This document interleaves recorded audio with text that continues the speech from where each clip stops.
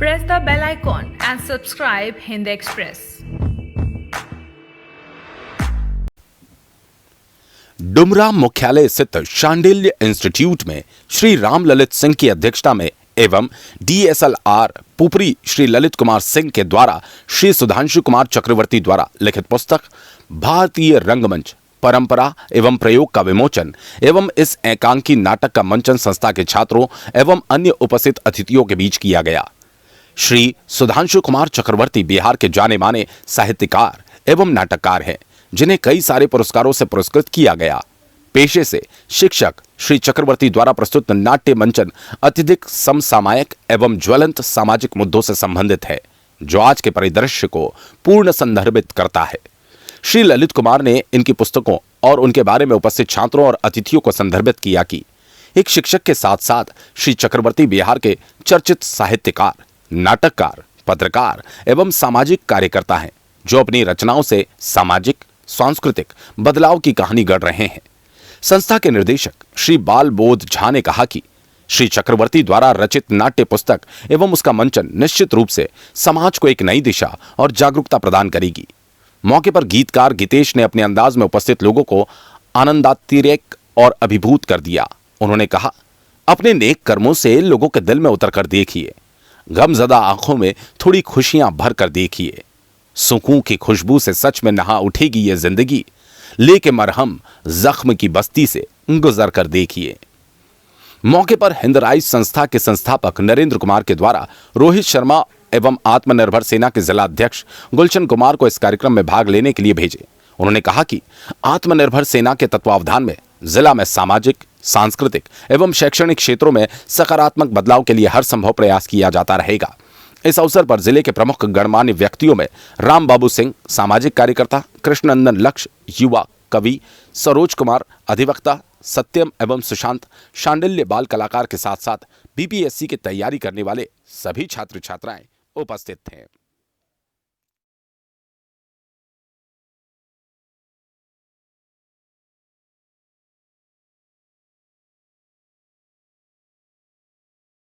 जिसकी सादगी देख करके देखिए कि कितने सिंपल जीवन में जीवन व्यतीत करते हैं, कितने ऊंचे दर्जे के ये व्यक्ति हैं, ठीक है ना।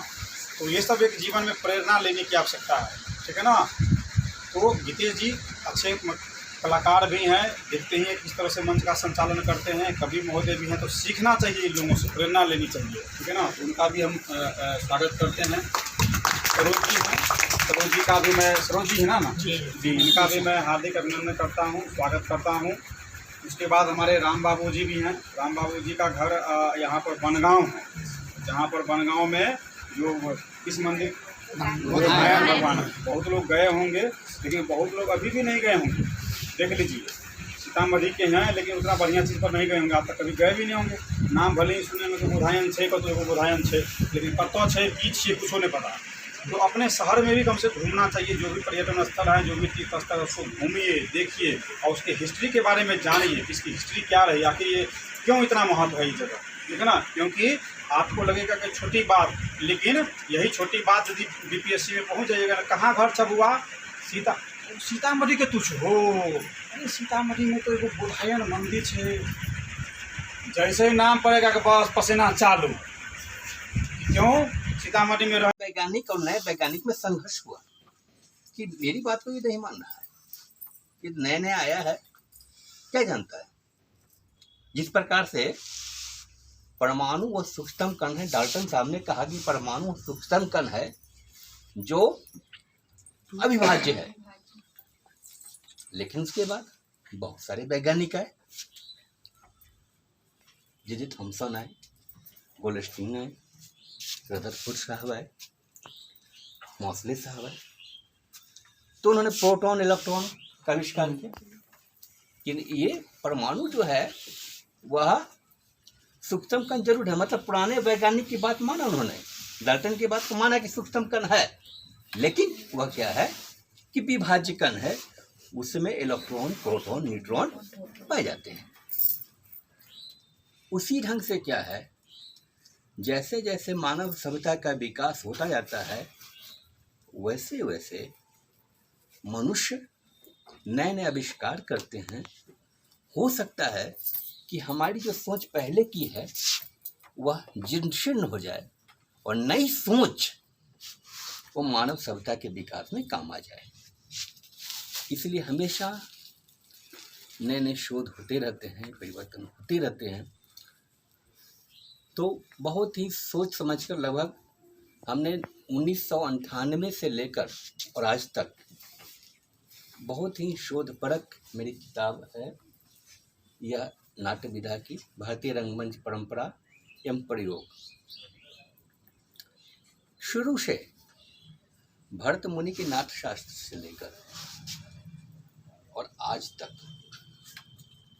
जो नए नए नाट्य विधा हैं, कैसे नाटक हम खेल सकते हैं, एक कोशिका का हम बच्चों के बीच में कैसे प्रदर्शन करेंगे ताकि बच्चे वो समझ जाएंगे कि प्लाज्मा मेम्ब्रेन कहाँ होता है, न्यूक्लियस कहाँ पर होता है। मीथेन गैस की जो रचना है, अगर बच्चों को नाटक के माध्यम से बतलाएंगे कि बीच में हाइड्रोजन होता है, बीच में क्षमा करेंगे, बीच में कार्बन होता है और 4 क्या होते हैं, CH4 H चारों तरफ होते हैं, ठीक है, तो आराम से समझ जाएंगे। ये नाटक के माध्यम से समझेंगे। ओजोन की परत जो O3 है, जो O2 में बदल जाता है, तो वो O3 का क्या काम है, ये नाटक के माध्यम से आराम से समझेंगे। ग्रामर की जहाँ तक बात है, तो ग्रामर को हम इंग्लिश ग्रामर, हिंदी ग्रामर को हम 5 भागों में बांटते हैं। Orthography, etymology, syntax, punctuation. हम बच्चों को नाटक के माध्यम से बतला सकते हैं कि ऑर्थोग्राफी क्या है, इटिमोलॉजी क्या है, सिंटैक्स क्या है, पंक्चुएशन क्या है। 5 लड़का को खड़ा कर देंगे, एक को ऑर्थोग्राफी बना देंगे, दूसरे को इटिमोलॉजी बना देंगे, तीसरे को सिंटैक्स बना देंगे, चौथे को हम पंक्चुएशन बना देंगे और 5वें को प्रोसोडी बना देंगे। सबको परिभाषा दे देंगे कि ऑर्थोग्राफी का क्या काम है। ए से लेकर जेड तक जो हम अध्ययन करते हैं ऑर्थोग्राफी, उसमें जो आर्टिकल है AND का जो प्रयोग करते हैं ऑर्थोग्राफी में करते हैं। वॉवेल कॉन्सोनेंट का प्रयोग जो करते हैं क्या है, ऑर्थोग्राफी में है। और जब हम तो इस ढंग से हम क्या करते हैं कि नाटक का प्रयोग हम बच्चों से लेकर के समाज में जो विभिन्न प्रकार की जो कुरीतियाँ है, दहेज प्रथा है, बाल विवाह प्रथा है, सती प्रथा है, स्त्री शोषण दोहन है, या आज के समय मनुष्य के साथ जो भूख की समस्या है, पूरी दुनिया भूख की समस्या है, इन तमाम बातों पे हम नाटक करते हैं। किस ढंग से नाटक हम करें ताकि सब लोग, दर्शक लोग देख सकें, इसी पे आधारित हमने आपके बीच किताब लाई है। इसका हमने आपके सौजन्य से विमोचित किया। बहुत बहुत शुक्रिया। महाभारत की कहानी जानकर नाटकों के माध्यम से लोग बहुत तक पहुँचे, यहाँ तक कि प्रेम के सबसे उज्जवल चरित्र यूसुफ फरहाद, लैला मजनू, सोहिनी महिवाल कोसों दूर हो गए है ना।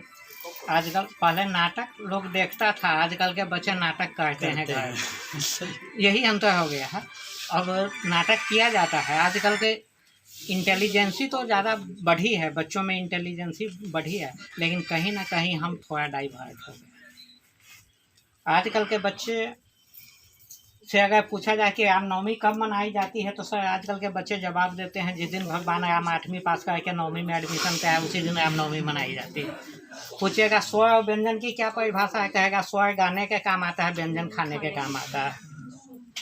वो परिभाषा बदल रही। मोहन ने मिठाई खाने से इनकार कर दिया, इस वाक्य में मोहन क्या है, तो संज्ञा सर्वनाम विशेषण किया, आप तो पढ़ा नहीं, कहेगा इस वाक्य में मोहन बेवकूफ़ लड़का है, तभी ने मिठाई खाने से इनकार कर दिया। यह दौर बदल गया है। तो नाटक पहले होता था, आजकल के बच्चे अब नाटक करते हैं, लेकिन कहीं ना कहीं जो कलाकार किरदार जीता है, जिस सब कुछ हो, अगर हमारे अंदर संवेदना नहीं है तो कोई मायने नहीं है। संस्कार बहुत मायने है। एक आदमी 10 साल के बच्चे का एडमिशन का भाई हाई फाई स्कूल में 3 क्लास में, पहला दिन ही जब बच्चा आया रात में सोने से मैं कहता है गुड नाइट मम्मी, माँ खुश की 10 लाख रुपया लगा तो लगा 10,000 का महीना, एक दिन में बच्चा संस्कारी हो गया। अब रात में सोने से मैं कटसी नहीं बाता है, गुड नाइट बोलता है, माँ बड़ी खुश हो गया कही गुड नाइट बेटा। 2 मिनट के बाद बच्चा कहता है गुड नाइट पापा, बाप भी खुश कि 10 लाख लगा तो लगा 10,000 का महीना, लेकिन एक दिन में संस्कारी हो गया, वो भी कहता है गुड नाइट बेटा। 2 मिनट के बाद बच्चा चिल्ला के कहता है उस समय से मच्छर काट रहा है, हम गुड नाइट मांग रहे हैं, ना मम्मी दे रहा है ना पापा, वो तो गुड नाइट क्वाइल मांगता है, कस्ती कहाँ निभाया है। तो कहीं ना कहीं हम भ्रम में पड़े हुए हैं और इसलिए कहीं ना कहीं हम लोगों से संवेदना गायब हो चुकी है। संवेदना और असंवेदना कब आती है? जब नाटक से हम जोड़ते हैं, कैसे हंसना है, कैसे रोना है, क्या करना है, एक एक किरदार जब आंखों से आंसू नहीं छलकेंगे तब तक संवेदना कहाँ से अंदर आएगी। तो आजकल तो भिक्स लगा के रोने वाले रिश्ते ज़्यादा बढ़ गए हैं बस। तो इसलिए हमें जोड़ना चाहिए और इस मायने में यह पुस्तक बहुत ही उपयोगी है और इनके लिए इस सीता की धरती पर आए हैं। यहाँ किताब का विमोचन इनका हो रहा है, इसलिए सुधांशु जी का, और सुधांशु का एक नाम है। सुधांशु का मतलब क्या होता है आप लोग सब लोग?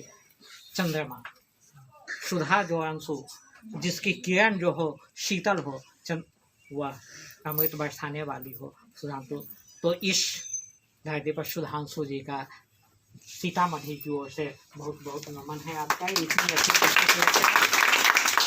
और तमाम इसके लिए आभारी है हमारी बड़ी चर्चित एक पंक्ति है कि हम न होंगे तो ये गजल कौन कहेगा। हम न होंगे, हमारी बड़ी चर्चित एक पंक्ति है कि हम न होंगे तो ये गजल कौन कहेगा, आपके चेहरे को कमल कौन कहेगा, ये तो मोहब्बत का करिश्मा है, वरना इस पत्थर को ताजमहल कौन कहेगा। और इसके लिए दूसरी बात हम हैं और इस पर हम लोग तो कपूर की तरह है क्षणिक हो जाएंगे।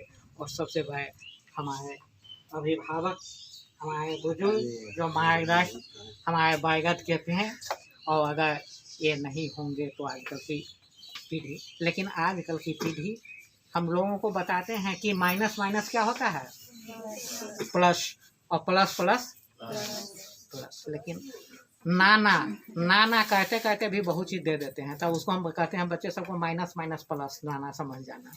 नाना का दादा देते देते भी बहुत कुछ प्लस प्लस प्लस। तो जब नाना और दादा से हम लोग कटेंगे, पहले बच्चे का जन्म कहाँ होता था? नानी के घर या दादी के घर, इसलिए बराबर बच्चों को याद रहता था नानी के घर जाता था या दादी के घर जाता था। आजकल के बच्चे का जन्म हॉस्पिटल में होता है, इसलिए बार बार जन्मभूमि पुकारती ही है, तुम्हारा तबीयत खराब होगी हॉस्पिटल में जाएगा, इसलिए हम कटे नहीं, समझे कि नहीं। और बुजुर्गों की हमारी परंपरा है, अगर बुजुर्ग नहीं हुए तो हम लोगों के, इसलिए हमारे अभिभावक और हम